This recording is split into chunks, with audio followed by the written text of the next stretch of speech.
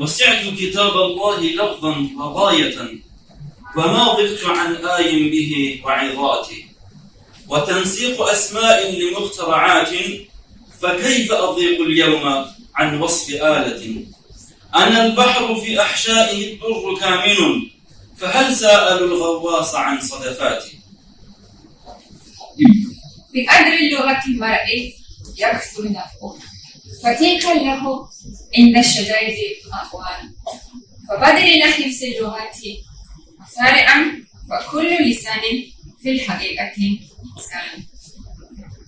لغة إذا وقعت على أسماعنا كانت لنا بردا على الأكباد، ستظل رابطة تؤلف بيننا، فهي الرجاء لناطق بالضاد. رفعوا لك ريحان كاسمك دائما، إن الأمارة تحية الأمجاد، إن الذي ملأ اللغة محاسنا جعل الجمال أسره داد.